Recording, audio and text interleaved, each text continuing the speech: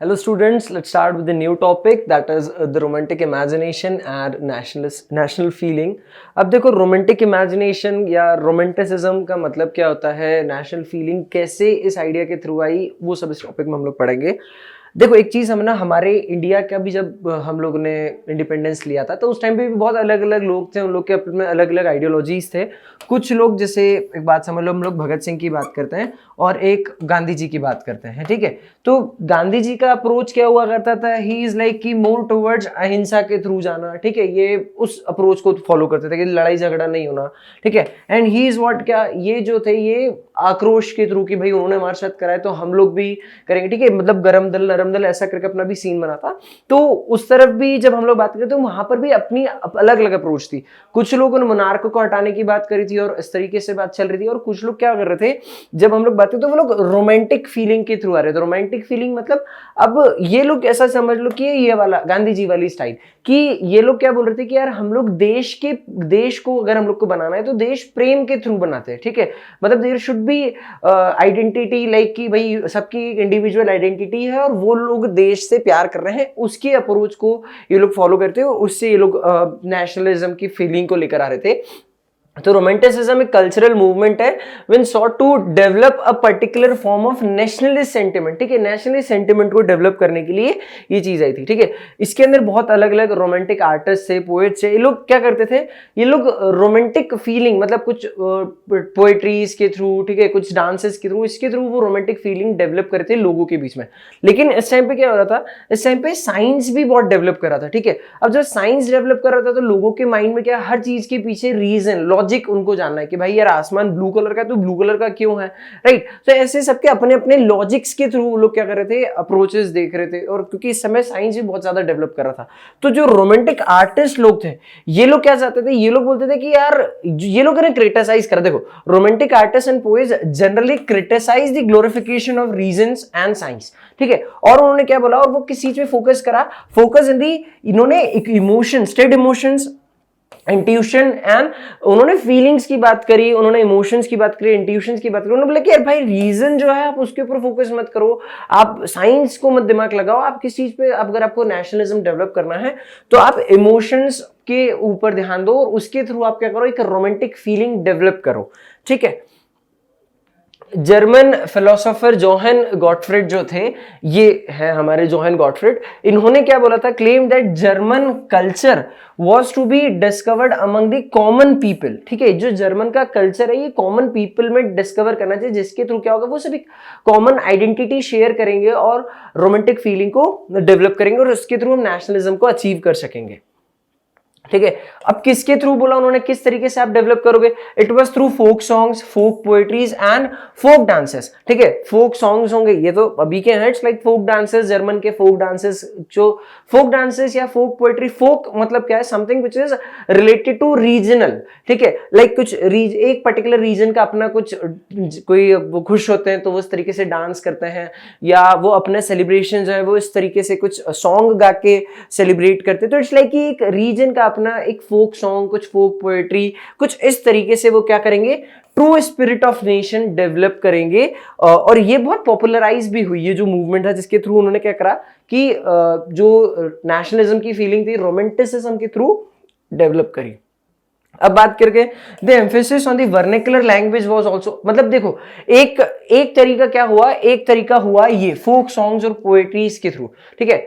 दूसरा तरीका क्या बताया, it is also, they also focus on the vernacular language. Vernacular language मतलब क्या होता है, जो उनकी रीजनल लैंग्वेज है पर्टिकुलरली। अब अपना हर किसी का एक अटेंशन होता है अपनी, जैसे अगर आप महाराष्ट्र में चले जाओ तो they use to talk in Marathi language, right. Gujarat में चले जाओ तो use to talk in Gujarati, ठीक है। और अगर कोई उनको दूर भाई साउथ के अंदर भी कोई महाराष्ट्रियन व्यक्ति को मराठी में बात करने वाला मिल जाए तो इट्स लाइक भले वो एक दूसरे को जानते नहीं but they feel a strong connection between them, right. तो ऐसे ही सीन उन्होंने बोला कि एक लैंग्वेज, वर्नाक्युलर लैंग्वेज के थ्रू भी आप क्या कर सकते हो, लोगों के बीच के अंदर ये रोमांटिसिज्म वाली फीलिंग को डेवलप कर सकते हो। ठीक है। तो ये बात भी इन्होंने पता है, इसी तरीके से हम क्या करेंगे, जो रोमांटिक फीलिंग है उसको भी कैरी करके चलेंगे, और मॉडर्न मैसेज, मतलब ऐसा नहीं कि सिर्फ पुराने तरीके से चलते आएंगे, मॉडर्न मैसेज भी देंगे और लार्ज ऑडियंस को भी क्या करेंगे, कैप्चर करेंगे। बट प्रॉब्लम क्या था कि यहाँ पर जो लार्ज ऑडियंस थी वो क्या थी, इनकी इलिटरेट थी। तो इलिटरेट लोगों को उन्होंने बोला कि यार हम अगर कैप्चर करना चाहते हैं, टारगेट करना चाहते हैं, तो हम लोग वर्नाकुलर लैंग्वेज को भी फोकस कर सकते हैं। तो उन्होंने दोनों चीजों पे ध्यान दिया कि या तो फोक सॉन्ग्स, पोएट्रीज थी, उनको टारगेट तो करा ही करा, साथ में जो लैंग्वेजेस थी उसको भी उन्होंने क्या करा, जो ट्रू स्पिरिट डेवलप करना था नेशनलिज्म की, उसके लिए उन्होंने इस अप्रोच ध्यान रखी। ठीक है, आगे बढ़ते हैं इसका नेक्स्ट पार्ट। अब इन्होंने यहाँ पर आई गेस एग्जाम्पल्स, राइट। अब हम यहाँ पर ना एग्जाम्पल्स दे रहे हैं जिसके थ्रू उन्होंने बताया कि कैसे इट्स लाइक वहां पर डेवलप हुआ। अब क्या हुआ है कि एग्जाम्पल जो है तुमको समझ आ ही गया होगा कि इट्स लाइक पोलैंड का एग्जाम्पल है, यहीं से देखो पोलैंड का एग्जाम्पल है,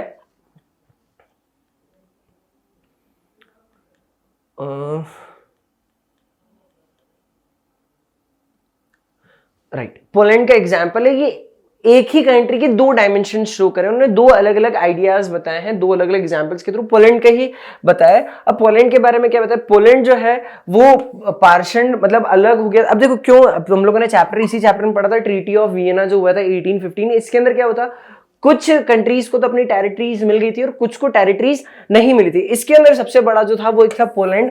ये क्या था, बट चुका था। पोलैंड तीन ग्रेट पावर्स के अंदर डिवाइड हो चुका था, that is Russia, Prussia and Austria. इन तीन पर्टिकुलर पावर्स के अंदर क्या हो चुका था, पोलैंड डिवाइड हो गया था। अब जब पोलैंड डिवाइड हुआ तो क्या सीन देखने को मिला, तो उन्होंने बताया कि पोलैंड के पास तो कोई वो है ही नहीं ना, टेरिटोरियल बाउंड्री नहीं है, कोई इंडिपेंडेंट टेरिटरी नहीं है, लेकिन स्टिल वहां पर क्या था, एक पोलिश स्पीकिंग जो लोग थे, या वहां पर बात करें पोलैंड की, एक नेशनल फीलिंग थी कि दे आर यूनाइटेड। ठीक है, अब वो किसके थ्रू उन्होंने बताया कि इट वाज कीप्ड अलाइव, किस तरीके किसने अलाइव रखी, ये जो रोमांटिक थिंकर्स थे इन लोगों ने अलाइव रखी, किसके थ्रू रखी, through the music and the language. जो दो पार्ट हम लोग बात कर रहे थे कि जो वर्नाकुलर लैंग्वेज प्लस जो फोक सॉन्ग्स और फोक म्यूजिक्स थे। ठीक है, ये जो कैरोल कुरपिंस्की जो थे, ये इन्होंने क्या करा था, इन्होंने किस तरीके से डेवलप करी, इन्होंने बताया कि through operas and the music. ठीक है, ओपेरा म्यूजिक लाइक इस तरीके से, तो opera and music turning folk dances, जो फोक डांसेस थे उसको भी इन्होंने क्या करा, उस फीलिंग के अंदर डेवलप करा, जिससे क्या हो, वो यूनाइटेड रह सके, उनके अंदर जो स्पिरिट ऑफ नेशनलिज्म है वो रहे हमेशा।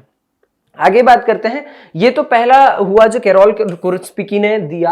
पहला उन्होंने किसके थ्रू किया, थ्रू दी जो हमारा ओपेराज म्यूजिक, ओपेरा एंड म्यूजिक के थ्रू दिया, मतलब फोक सॉन्ग्स ले लो, डांसेस ले लो, इस अप्रोच को उन्होंने फॉलो करा सबसे पहले नंबर पे। और दूसरी अप्रोच जो उन्होंने रखी, दैट इज व्हाट, की लैंग्वेज, वर्नाकुलर लैंग्वेज पे ध्यान दिया। अब कैसे इस चीज के ऊपर वो फोकस करके आप ऐसे लैंग्वेज से आप कैसे किसी व्यक्ति को आप अलग कर सकते हो उसकी। अब जैसे समझना, अब लाइक एग्जाम्पल समझो कि फॉर एन एग्जाम्पल हमारा इंडिया है और हर पर्टिकुलर व्यक्ति अपनी अपनी अलग अलग कंट्री में रहता है। ठीक, अपनी अपनी, हाँ, अब अलग अलग स्टेट्स में रहते हैं और वो उनके स्टेट्स अलग अलग हो चुकी है। ठीक है, अलग पर्टिकुलर कंट्री बन गई है। अब ये मान लो गुजरात ले लो, ठीक है, this is Gujarat and this is what Maharashtra is. ठीक है, ये दो अपने अपनी अलग अलग कंट्रीज बन गई। अब बाद में क्या हुआ कि गुजरात के अंदर गुजराती बोली जाती है एंड महाराष्ट्र के अंदर मराठी बोली जाती है। कुछ समय बाद इन दोनों के बीच में झगड़ा होता है, वॉर होता है। ठीक है, और वॉर के बीच महाराष्ट्र ने गुजरात को कैप्चर कर लिया। फॉर एन एग्जाम्पल, महाराष्ट्र ने गुजरात को कैप्चर कर लिया। अब गुजरात के पास कोई टेरिटोरियल फ्रंट नहीं हो गया, ये इसका पार्ट बन चुका है। जैसे ही इसका पार्ट बना, अब महाराष्ट्र क्या करेगा, भाई मैं जीत चुका हूं तो अब मैं अपना पावर शो करूंगा ना। तो मैं अपना पावर शो करूंगा तो मैं क्या बोल रहा हूं कि भाई ये जो गुजरात के अंदर आप आपकी लैंग्वेज के अंदर बात नहीं कर सकते हो, अब आप किस में बात करोगे, मेरी लैंग्वेज। मतलब यहाँ पर जितने भी गुजराती स्पीकिंग लोग थे, उन लोग सभी लोगों को आपने क्या बोला कि अब आपको क्या करना है, मराठी बोलना है। ठीक है, अब मराठी बोलना है पहली चीज। अब सारी चीज जैसे लाइक मंदिर के अंदर अपने भागवत जी होती है, या अलग अलग सबके जो भी ग्रंथ होते हैं सब फॉलो किए जाते हैं, तो सब अब काय के अंदर जो पहले गुजराती में होते थे वो सब काय में होंगे, अब सब आपको मराठी के अंदर बोलना है। तो कितना सोचो इन लोगों के लिए कितना हॉरिबल होगा या टेरिफाइंग होगा कि यार नहीं यार, हम जो हमारी लैंग्वेज है, हमसे कोई हमारी लैंग्वेज ही छीन रहा है। ठीक है। अब जब कोई हमसे हमारी लैंग्वेज छीन लेगा तो ये कितना समझ रहे हो ना तुम लोग। अब यही चीज इन लोगों के साथ हुआ। इन लोगों ने क्या हुआ, जब पोलैंड जो था, जब ट्रीटी ऑफ वियना हुआ तो पोलैंड जो था वो रशिया के पास भी उसका कुछ पार्ट गया। अब जब रशिया के पार्ट गया तो रशिया ने भी, मान लो ये समझ लो रशिया ये पोलैंड, रशिया ने क्या करा, रशिया ने यहां पर इनकी रशियन लैंग्वेज इंपोज कर दी कि भाई साहब अब आपको क्या करना है, अब आप पोलिश लैंग्वेज को यूज नहीं कर सकते हो, अब आपको क्या करना है, जितने भी स्कूल्स हैं वहां पर स्कूल्स के अंदर आपको क्या करेंगे, पोलिश लैंग्वेज नहीं अब रशियन लैंग्वेज सिखाई जाएगी, उसमें पढ़ाई जाएगी, उसमें बात करना पड़ेगा आप लोगों को। प्लस जितने भी चर्च होंगी वहां पर भी, जितने भी वहां पर जो भी गैदरिंग्स होती हैं, जो भी उनके जो भी सिखाया जाता है वहां पर, वो सब आप काय के अंदर होगा, जो लर्निंग्स है टीचिंग्स होती है वो सब आप काय के अंदर। चर्च की भी अब आपको किस में करना पड़ेगा, क्या बोलते हैं, रशियन लैंग्वेज में करना पड़ेगा, पोलिश लैंग्वेज आप यूज नहीं कर सकते।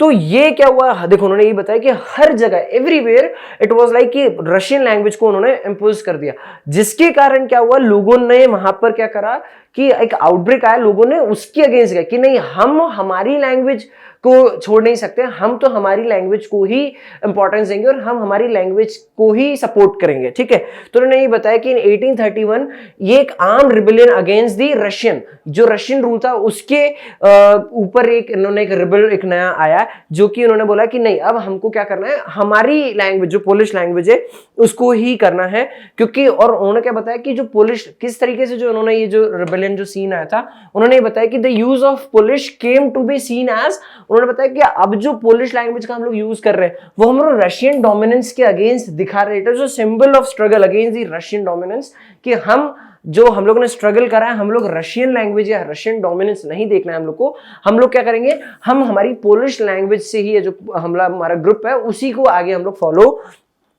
करेंगे। ये चीज हम लोग को किसने बताई, ये टॉपिक है, मतलब ये इट्स लाइक कि ये टॉपिक आया हमारा, ये स्टोरी हम लोगों ने देखी कि किस तरीके से रोमांटिसिज्म और नेशनलिज्म की आइडिया जो है वो डेवलप हुआ। ठीक है, जर्मनी के अंदर ये कैरोल कुरपिंस्की है, उन लोग का उनका फोटोग्राफ है। लाइक अगला topic it's like hunger, hardship and the popular revolt. अब ये तीन अलग अलग वर्ड है, बहुत ध्यान से समझना, हंगर, हार्डशिप और फिर आया पॉपुलर रिवोल्ट। सर ये कैसे रिलेटेड है, हंगर से, हार्डशिप से, रिवोल्ट कैसे रिलेटेड है, वो जरा समझना। अब ये क्या बताया कि दी 1830s, जब 1830s में क्या हुआ, ग्रेट इकोनॉमिक हार्डशिप यूरोप के अंदर देखा, एंटायर यूरोप के अंदर ग्रेट इकोनॉमिक हार्डशिप देखने को मिला। हर कोई व्यक्ति क्या कर रहा था, इकोनॉमिकली सफर कर रहा था, फाइनेंशियली सफर कर रहा था। ठीक है, प्लस वहां पर इकोनॉमिकली फाइनेंशियली सफर कर ही रहा है, बट उसके साथ और प्रॉब्लम्स क्या देखने को मिली, और प्रॉब्लम्स ये देखने की कि first half of the 19th century वहां पर एक इमेंस ग्रोथ देखने को मिली इन दी पॉपुलेशन। अब सिर्फ पॉपुलेशन के चक्कर में आप कैसे बात कर रहे हो, बात समझना, population is directly related to the economic और फाइनेंशियल क्राइसिस, और इससे कैसे प्रॉब्लम्स आ सकती है। अब क्या हुआ, वहां पर एक बहुत ज्यादा तेजी से पॉपुलेशन देखने को मिली। अब जब पॉपुलेशन इंक्रीज हुई तो समझना मेरी बात, जब अगर पॉपुलेशन इंक्रीज हो रही है, ठीक है, पॉपुलेशन बढ़ी तो लोगों को खाने की भी डिमांड, मतलब लाइक फूड की डिमांड भी बढ़ जाएगी। ठीक है, उसके बाद उन लोग को रहना है, उनको तो अपना लाइफस्टाइल, तो ठीक है, तो गुड्स एंड सर्विसेज की भी डिमांड जो है वो बढ़ जाएगी, गुड्स एंड सर्विसेज की भी डिमांड बढ़ गई, इंडस्ट्रीज की डिमांड बढ़ जाएगी। ठीक है, इंडस्ट्रीज की डिमांड, क्योंकि गुड्स एंड सर्विसेज को प्रोड्यूस ही ये लोग करेंगे। अब ये बात, इन सबकी डिमांड बढ़ तो रही है तो फायदा हो रहा है, लेकिन प्रॉब्लम क्या है, जब पॉपुलेशन बढ़ रही है उस हिसाब से इंडस्ट्रियल डेवलपमेंट नहीं हो रहा है। अगर पॉपुलेशन बढ़ रही, इंडस्ट्री बढ़ रही तो प्रॉब्लम खत्म। लेकिन प्रॉब्लम क्या हुई कि पॉपुलेशन तो ग्रो हो रही है खतरनाक तरीके से, लेकिन इंडस्ट्री एक दो दिन में थोड़ी डेवलप हो सकती है। या बोलूंगे सर पॉपुलेशन भी एक दो दिन में तो नहीं बढ़ सकती, लेकिन स्टिल इंडस्ट्रियल डेवलपमेंट इतना तेजी से देखने को नहीं मिल रहा है। इस कारण से क्या हुआ, अब लोगों को, अब उनकी फूड रिक्वायरमेंट बढ़ेगी, उनको गुड्स एंड सर्विसेज की रिक्वायरमेंट बढ़ेगी। अब गुड्स एंड सर्विसेज की रिक्वायरमेंट बढ़ेगी, फूड्स की रिक्वायरमेंट बढ़ेगी, और उस हिसाब से अगर चीजें नहीं हो पा रही है तो क्या होगा, अनएम्प्लॉयमेंट देखने को मिल जाएगी। अनएम्प्लॉयमेंट क्यों देखने को मिल जाएगी, क्योंकि अब लोगों के पास पैसा नहीं है, उनको खर्च करना है। भाई पॉपुलेशन बढ़ रही है लेकिन इंडस्ट्रीज नहीं बढ़ रही है, और डिमांड बढ़ते जा रही है। डिमांड बढ़ने के चक्कर में क्या होगा, अब समझना एक कॉमन कंसेप्ट, अगर किसी प्रोडक्ट की डिमांड बहुत ज्यादा ग्रो हो रही है और उस हिसाब से मार्केट में उसकी अवेलेबिलिटी नहीं है, शॉर्टेज देखने को मिल रही है, ठीक है, तो क्या होगा, उसकी जो प्राइजेस हैं वो बढ़ जाएंगे।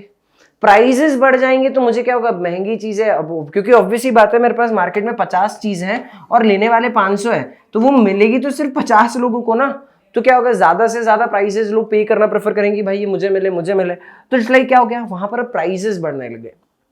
प्राइजेस बढ़ने के कारण मतलब प्राइजेस तो बढ़ रहे हैं लेकिन उसके रिस्पेक्ट में लोगों की इनकम नहीं बढ़ पा रही है। अब इनकम नहीं बढ़ रही है तो ये भी एक प्रॉब्लम, इनकम नहीं बढ़ रही है मार्केट के अंदर, तो इनकम क्यों नहीं बढ़ रही है, क्योंकि भाई तुम्हारे पास इंडस्ट्रीज नहीं है, एक तो ना इनकम बढ़ी तुम्हारी, और भी समझो अब इनकम नहीं बढ़ रही है तो लोगों क्या कर रहे हैं भाई, दिख रहे हैं कि भाई हमको कैसे भी करके जॉब मिल जाए, कैसे भी करके जॉब मिल जाए जिसमें हम पैसे कमा सके, क्योंकि बहुत सारे लोगों के पास तो अभी खर्च करने को पैसा भी नहीं है ना, तो दे वहां पर लुकिंग फॉर जॉब वाला सीन देखने को, मतलब अनएम्प्लॉयमेंट भी बहुत तेजी से ग्रो होने लगे, क्योंकि पॉपुलेशन जितनी तेजी से ग्रो हो रही है उतनी पेस से तुम्हारे दूसरे डेवलपमेंट जो होना चाहिए वो नहीं हो रहे हैं, जिस कारण से लोगों की इनकम गिर रही है।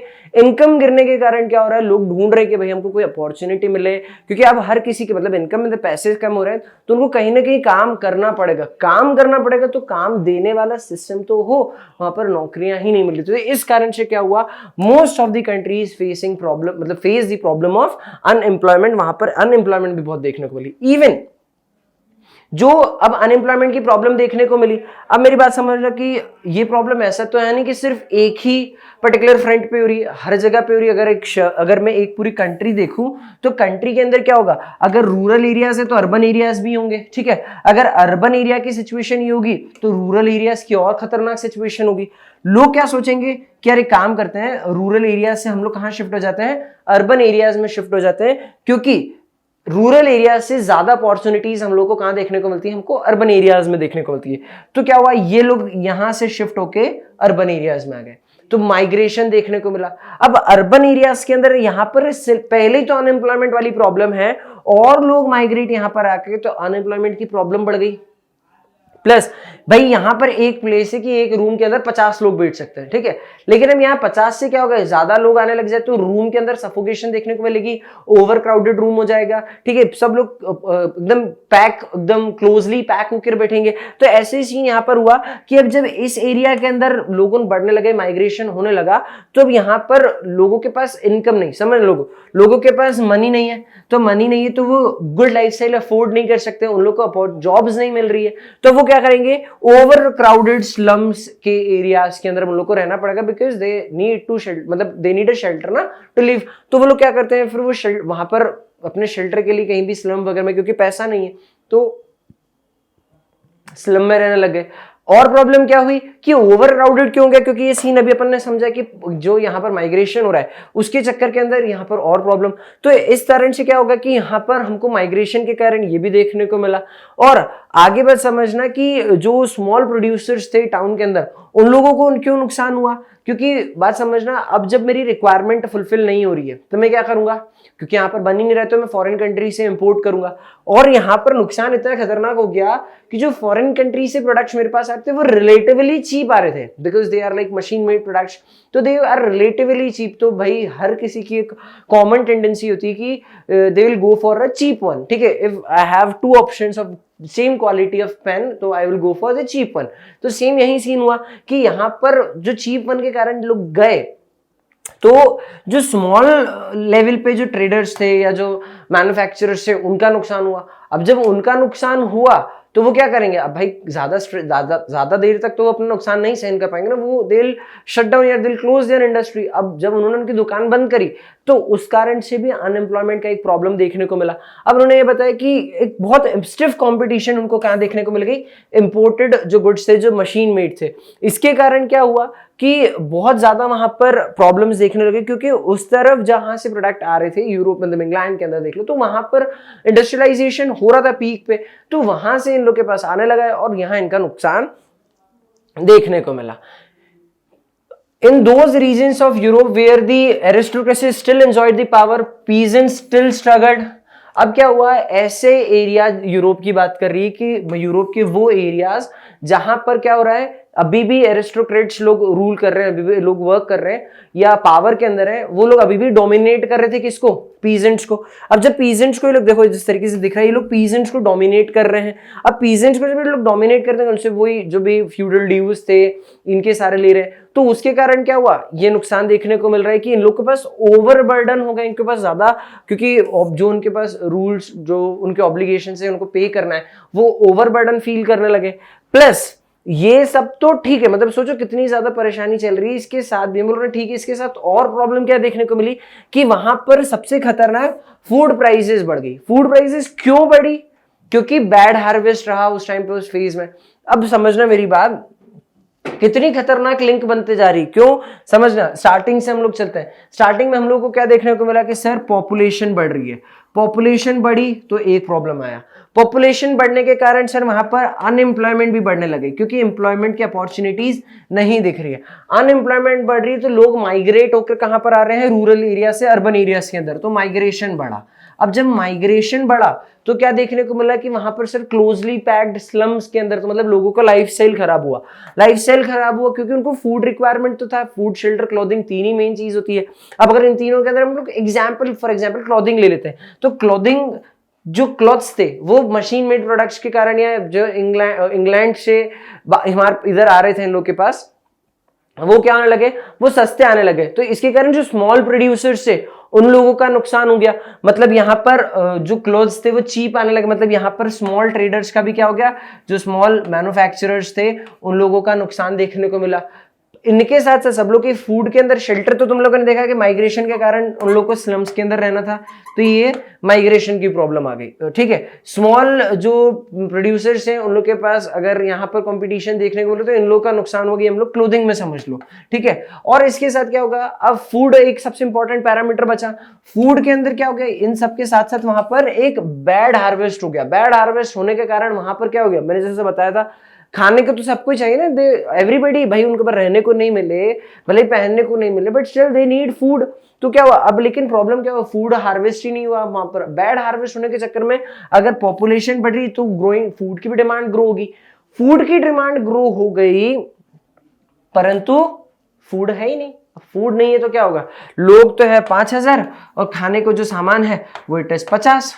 सोचो कितना खतरनाक डिफरेंस। तो ये लोग क्या करेंगे, जिन लोग के पास है उसको बेचेंगे खतरनाक महंगे प्राइसेस के अंदर। तो इसके चक्कर में क्या हो गया, जो फूड प्राइसेस थे वो भी भयंकर ग्रो होने लगे, और उसके कारण ये जो फूड शेल्टर क्लॉथ एक आई की प्रॉब्लम है, पावर्टी की, तो ऐसे ही समझो कि इस कारण से वहां पर वाइड स्प्रेड पार्टी देखने को मिल गई पूरे ही कंट्री और टाउन्स के अंदर। ये सीन हम लोग को उन्होंने, ये पूरा चैनल याद रखना कि इस तरीके से हम लोग को जो हंगर हार्डशिप वाला जो सीन है वो हुआ। इसके साथ इन्होंने देखो, आगे देखते हैं आगे क्या सीन है।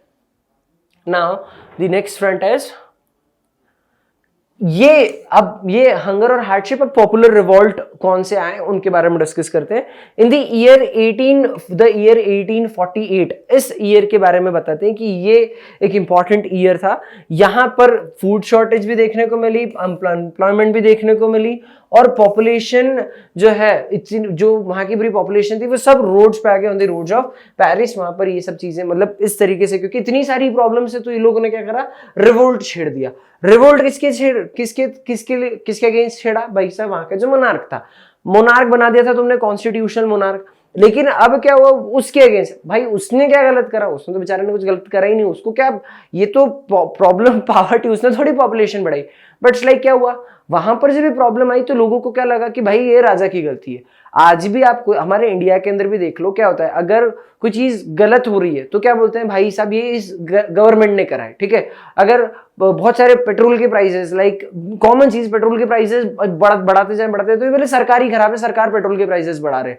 या अगर वहां पर कुछ अच्छा डेवलपमेंट हो रहा है तो ये सरकार, तो इट्स लाइक क्या हो रहा है, एवरीथिंग, मतलब हर चीज जो है हम लोग, इट इज लाइक हम उसको गवर्नमेंट के ऊपर बोलते हैं कि ये सब गवर्नमेंट से लेना देना है। लेकिन और इसी टाइम पे यहाँ पर भी यही होगा, वहां पर वो किसका लेना देना लगा देंगे, वो उसी बोल देंगे कि ये सब किसने करा है, ये भाई राजा ने करा है। अब तुम राजा हटो, अब हमको राजा चाहिए ही नहीं। तो उन्होंने क्या बताया, बैरिकेड्स वाज इरेक्ट। अब उन्होंने बैरिकेड्स हटाए, और जो लुइस फिलिप जो वहां का, and the Louis Philippe was forced to leave the national assembly. जो लुइस फिलिप था जो वहां पर तुम लोगों ने उन्हें वो बनाया था कॉन्स्टिट्यूशन बना, वहां कॉन्स्टिट्यूशन था कि भाई तू ऐसा काम कर, लेकिन स्टिल अब इसको क्या कर दिया यहाँ से हटाने को, क्योंकि भाई साहब अगर नहीं हटता है तो इट्स लाइक कितनी खतरनाक आक्रोश देखने को मिल रहा है कि बैरिगेड सब हटा के आप कहां पर पहुंच गए हो, जो वहां पर पैलेस है वहां पर पहुंच चुके हो।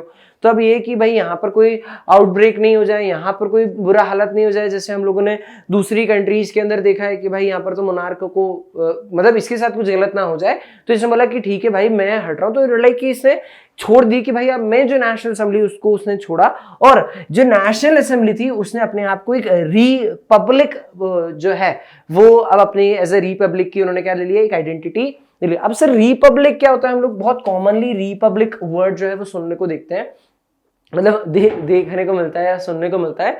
तो रिपब्लिक इज व्हाट, एक ऐसी it's that form of government कि जहां पर जो लीडर है it is elected by the people only, right. तो उन्होंने क्या देखा कि यहाँ पर अब उन्होंने अपने आप को क्या बोल दिया, रिपब्लिक बना दिया गया। And granted the suffrage to all adult male above 21 and granted the right to work, मतलब जितने भी, अब यहाँ पर समझना कि अडल्ट मेल्स को, यहाँ मतलब फीमेल्स का अभी भी यहाँ पर सीन नहीं आया है, सभी मेल्स को उन्होंने 21 ईयर्स के ऊपर जो थे उन लोगों को वोट देने का अधिकार भी दे दिया, and they give right to work कि भाई अब तुम लोग कर सके हो, ठीक है। और इन्होंने बताया नेशनल वर्कशॉप्स भी वहां पर स्टैब्लिश हुई, जिससे क्या होगा, एम्प्लॉयमेंट। अब एक ही चीज समझ लो मेरी बात, अगर एम्प्लॉयमेंट बढ़ रही है, एम्प्लॉयमेंट बढ़ती है तो क्या होगा, लोगों के पास मनी आएगा, मनी आने से क्या होगा, ऑब्वियसली आधी प्रॉब्लम सॉल्व हो गई। मनी आने के बाद वो लोग अच्छे से लाइफस्टाइल, मतलब वो जो स्लम वाली प्रॉब्लम है वो हट जाएगी, ठीक है। गुड हार्वेस्ट होता है तो उनके पास फूड भी अच्छा आ जाएगा, और दे हैव मनी तो दिल, ठीक है, बाय एवरीथिंग या वॉट एवर दे नीड दिल गो एंड बाय। तो ये प्रॉब्लम भी वहां पर क्या हो जाएगा, सॉल्व हो जाएगा। तो ये चीज, और ऑब्वियसली बात है, अगर और लॉन्ग टर्म विजन देखोगे तो लिटरेसी लेवल भी बढ़ जाएगा, लिटरेसी लेवल बढ़ेगा तो ऑब्वियसली पॉपुलेशन भी कहीं ना कहीं एक हद से कंट्रोल की जा सकती है। तो ये चीज बताइए। अर्लियर इन 1845, अब 1845 के बारे में क्या बता रहे हैं कि वीवर्स एंड जो सेलेसिया है, वीवर्स ने भी वहां पर क्या हुआ, वहां पर वीवर्स का आउटब्रेक कैसा है ये समझो कि वीवर्स जो होते हैं उन लोगों ने सिलेसिया के अंदर वहां पर भी एक रिवोल्ट उन्होंने छेड़ा, किसके अगेंस्ट, पहला, ये दो केसेस है, राइट। पहला केस जो था वो हम लोग मोनार्क के, मतलब जो कॉन्स्टिट्यूशन मोनार्क था उसके अगेंस्ट रहा, और मोनार्की को तुमने हटा दिया, ठीक है, जो लुइस फिलिप था उसको हटा दिया, और वहां पर अपने आप को रिपब्लिक शो कर दिया। इसके बाद दूसरा रिवोल्ट या दूसरा फेज किनका आया, दूसरा फेज आया सिलेसिया के वीवर्स का। अब वीवर्स को क्या परेशानी हुई, वीवर्स को परेशानी हुई उनके कॉन्ट्रैक्टर्स से। कॉन्ट्रैक्टर से क्या परेशानी हुई, ये जो कॉन्ट्रैक्टर्स जो थे जो उनको रॉ मटेरियल सप्लाई करते थे, अगर आई गेस फोटोग्राफ आता है अपने पास, राइट, ये रहे हमारे वीवर्स। और जनरली वीवर्स का रॉ मटेरियल जो होता है कॉटन समझ लो, या जो भी उन लोग का रिक्वायर्ड होता है, तो ये क्या करते थे, ये इनको रॉ मटेरियल्स महंगे देते थे, ठीक है। अब जब इनको महंगे सप्लाई किए जाते थे तो उसके चक्कर में क्या होता था, जो भी इन लोग को फिनिश प्रोडक्ट बनाता था उसके प्राइसेस बढ़ जाते हैं। और उसके साथ क्या बताया कि ये तो रॉ मटेरियल जो सप्लाई कर रहे थे वो तो उन लोगों को महंगे मिले, लेकिन जो पेमेंट्स थी इन लोगों को क्या लेना देना भाई, जो मैं नौकरी कर रहा है व्यक्ति, अब उसकी बात समझना, वीवर की, वीवर्स लोगों को रॉ मटेरियल महंगा है, रॉ मटेरियल सस्ता है, जो नौकरी कर रहे हैं उन लोगों को लेना देना नहीं। लेकिन चूंकि इसकी प्राइसेस बढ़ गई थी, कॉन्ट्रैक्टर्स की इनकी प्राइसेस बढ़ गई थी, तो फाइनल प्रोडक्ट की भी प्राइस बढ़ती, लेकिन लोग महंगा प्रोडक्ट नहीं खरीदते, उनको कंपटीशन मिल रहा था मशीन मेड प्रोडक्ट से, तो इस कारण से उनको सस्ता देना पड़ता। और इसी कारण से क्या हुआ कि जो वीवर्स हैं उन लोगों की प्राइस, उन लोगों को जो पेमेंट होता था वो रिड्यूस हो गया, जिसके कारण इन लोगों ने क्या करा, एक रिवोल्ट छेड़ा अगेंस्ट दी कॉन्ट्रैक्टर्स की, भाई साहब आप हमारे पेमेंट्स को बढ़ाओ या फिर रॉ मटेरियल को रिड्यूस, उनके प्राइसेस को रिड्यूस करो।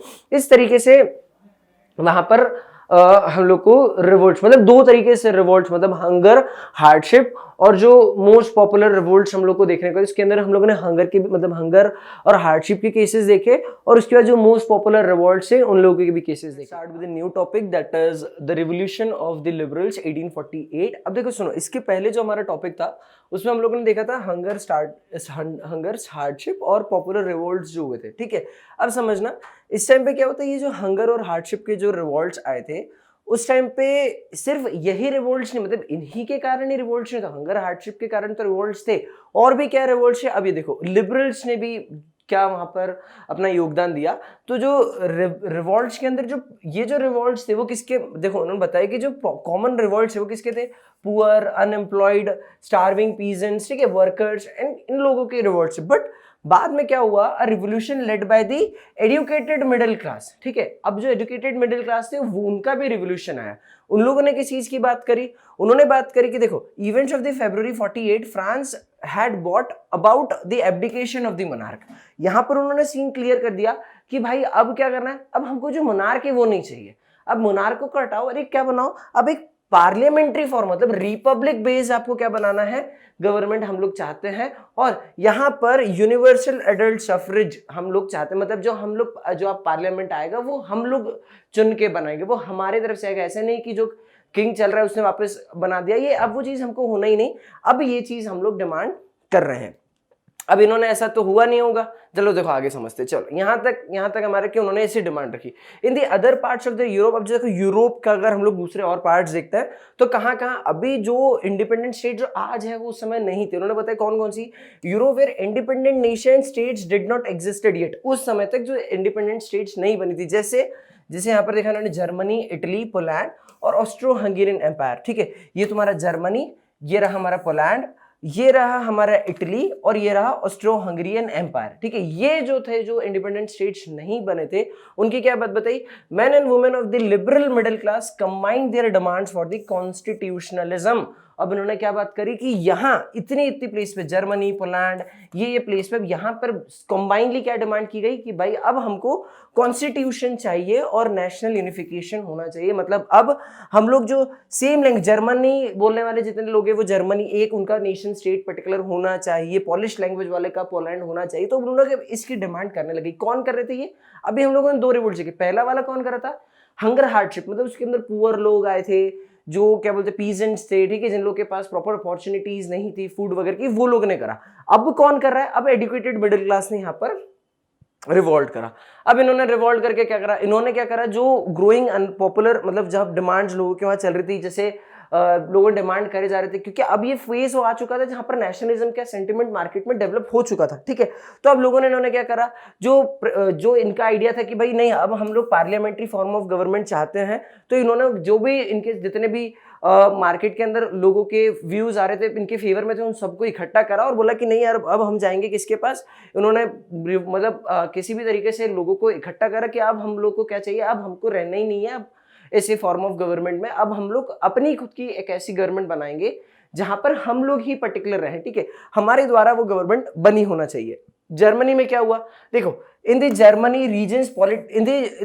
regions political association came together in the city of Frankfurt। अब देखो कहां पर आए ये लोग, फ्रैंकफर्ट, और उन्होंने डिसाइड करा कि अब हम लोग ऑल जर्मन नेशनल असेंबली के मतलब उन्होंने ऑल जर्मन नेशनल असेंबली के साथ बोला कि अब हम फ्रैंकफर्ट पे मिले और बोला कि यार नहीं अब हमको क्या चाहिए, अब हमको कॉन्स्टिट्यूशनल गवर्नमेंट चाहिए, अब पार्लियामेंट्री फॉर्म ऑफ गवर्नमेंट चाहिए, अब हम लोग मोनार्की वाले सिस्टम में नहीं रहेंगे। तो ये पहुंच गए किसके पास, इन्होंने वोट करा किसके लिए कि भाई ये कौन कौन इसके फेवर में, इस आइडिया के फेवर में, ये लोग ने कुछ आइडियाज बनाए, इन्होंने अपना खुद को कॉन्स्टिट्यूशन ड्रॉ करा और उन्होंने बोला कि यार एक काम करते हैं, पार्लियामेंट्री नहीं हो तो हमको कॉन्स्टिट्यूशनल मोनार्की मिल जाए, ठीक है, कि मोनार्क होगा चलेगा हम लोग को, लेकिन क्या होना चाहिए, वो मोनार्क जो होगा उसके पास खुद के पास सारी पावर्स नहीं होनी चाहिए, वो मोनार्की की जो पावर्स होगी वो एक कॉन्स्टिट्यूशन के दायरे में होगी, वो कंट्रोल रहेगी। और वो कॉन्स्टिट्यूशन कौन प्रिपेयर करेंगे, वो लोग हम प्रिपेयर करेंगे।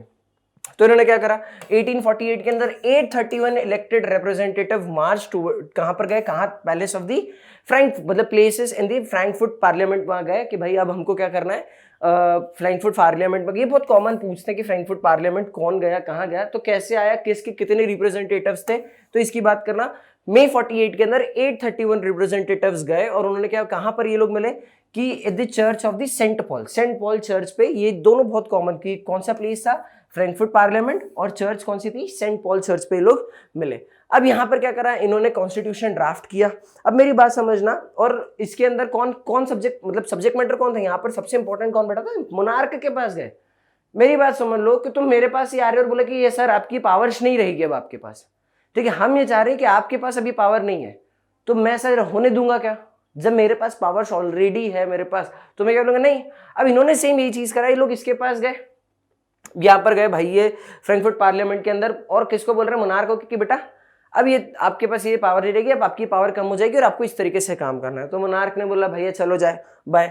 अब यहाँ पर कौन था, कि जो फेडरिक विलियम फोर, ठीक है, ये यहाँ का किंग था, कहाँ का, प्रूशिया का, और उसने इन लोगों को अपोज कर भगा दिया इन द सेंस इनको, प्रूशिया को, ये तो ऐसा दिखते हैं हमारे भैया किंग जो यहाँ के थे, फेडरिक विलियम फोर, ये किंग थे। इन्होंने क्या करा, जो ये लोग डिमांड्स लेकर आए थे उनको सप्रेस करा और बोला कि नहीं ये चीज है अब मैं एक्सेप्ट नहीं करूंगा। और क्या बोला कि और एक चीज समझना, पार्लियामेंट, ये बहुत कॉमन सी चीज समझना कि जो पार्लियामेंट था वो जो लोग 831 मेंबर्स लेकर गए थे, वो डोमिनेट कौन कर रहे थे, मिडिल क्लास। उसके अंदर मेजॉरिटी किसका था, मिडिल क्लास का था। और इनके साथ इन्होंने क्या करा, जो डिमांड्स वर्कर्स और आर्टिशियंस रख रहे थे, ठीक है, क्योंकि अब भाई ये लोग तो भाई वर्कर्स और आर्टिशियंस मतलब जो छोटे लोअर मिडिल क्लास या लोअर क्लास से जो बिलोंग कर रहे हैं, वो लोग भी तो अपने पावर रखेंगे। जब आप लोग बोल रहे हो कि हमको कॉन्स्टिट्यूशनल मोनार्की चाहिए, तो इन लोगों ने क्या करा, मतलब इनके खुद के बीच में इतना प्रॉपर कोऑर्डिनेशन नहीं था, तो उसके कारण क्या हो गया, इन लोग को इनका प्रॉपर सपोर्ट नहीं मिला, इनको प्रॉपर सपोर्ट नहीं मिला।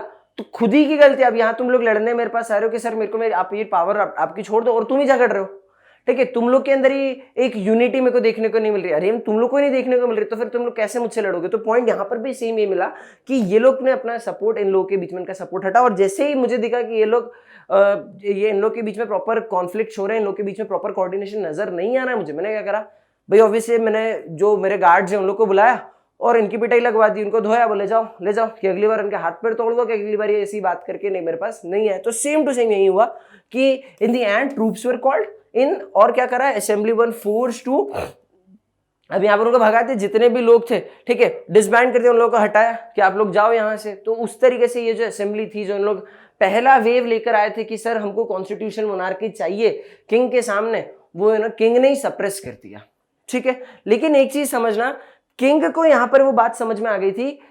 क्या समझ में आई, देखो पहला तो ऐसे कंप्लीटली नहीं बोल सकते कि मूवमेंट ही फेल हो गया, बाद में कभी वहां पर यूनिफिकेशन हो गई नहीं, ऐसा वैसा नहीं सीन था।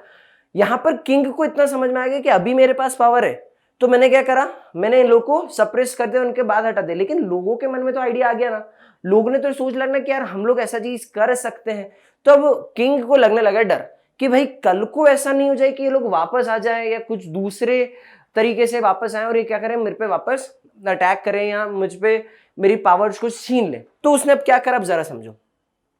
Issue of extending political rights to the women was still a controversial, मतलब देखो अब कंट्रोवर्शियल सब्जेक्ट में जरा फोटोग्राफ आता है तो कभी, हाँ देखो ये रहा तुम्हारा फ्रैंकफर्ट पार्लियामेंट, यहां पर तुम्हारे सारे रिप्रेजेंटेटिव्स बैठे। इसके अंदर एक बहुत कॉमनली पूछा जाता है कि भाई इस वाले जो मीटिंग जो हुआ था यहाँ पर, इसके अंदर वुमेन्स का क्या रोल था, ठीक है। तो यहां पर वुमेन सिर्फ एज अ स्पेक्टेटर ही बैठी हुई थी, इनका कोई रोल नहीं रहा। इन लोगों को बुलाया, इन लोगों को लगा कि यार नहीं हम लोग भी कुछ ना कुछ कंट्रीब्यूट करेंगे, लेकिन नहीं, इनसे इतू सा भी कंट्रीब्यूशन नहीं लिया। ये सिर्फ काय में रखे गए, ये एज एन स्पेक्टेटर्स है, ये सिर्फ देखते कि वहां पर क्या हुआ, और ये ऑब्वियसली उनके साथ ही बाहर आ गए। तो उन्होंने यही बताया कि अभी भी ये जो मूवमेंट था इसके अंदर वुमेन्स का जो उनका कॉन्ट्रीब्यूशन था वो स्टिल एक क्या बोल सकते हैं हम लोग, क्वेश्चनिंग स्टेज पे था, ठीक है। आगे बात करते हैं, आगे क्या बताया, though the conservative forces were able to suppress liberal movements in the 1848, they could not restore the old order। उन्होंने क्या बताया कि कंजर्वेटिव फोर्सेस जो हैं वो जो लिबरल मूवमेंट्स 1848 में उनको इस तरीके से सप्रेस करे कि भाई बाद के अंदर वो लोग क्या करें, वो वापस ये जो जिस तरीके से वो लोग हम लोग के ऊपर अटैक कर रहे हैं, मतलब जिस तरीके से हुआ कि वो उनको, जैसे मैंने बताया था कि भाई वो लोग आ चुके हैं, हम लोग इस स्टाइल के अंदर, मतलब वो इस तरीके से आ गए हैं कि अभी तो मैंने उनको सुप्रेस कर दिया, अभी तो मैंने उनको हटा दिया, लेकिन बाद में कभी ये लोग वापस ऐसे करके नहीं आए और इस तरीके से उनको क्या करना पड़े, बाद में प्रॉब्लम्स फेस नहीं करने मिले। In the years after 1848 autocratic monarchies of the central and eastern Europe, इसके कारण क्या करने लगा, तो उन्होंने क्या करा, इस प्लेस के अंदर उन्होंने थोड़ी थोड़ी क्या करने लगी, उन्होंने चेंजेस अडेप्ट करने लगे। मतलब वो एकदम रिजिड बने नहीं रहे, क्योंकि उनको पता था कि अगर हम अभी रिजिड बने तो ये हम लोग को कहीं ना कहीं बाद में वापस, अभी हमने इनको सप्रेस कर दिया, कल को ये हम लोग को हटा देंगे, ठीक है। तो ये चीजें हुई।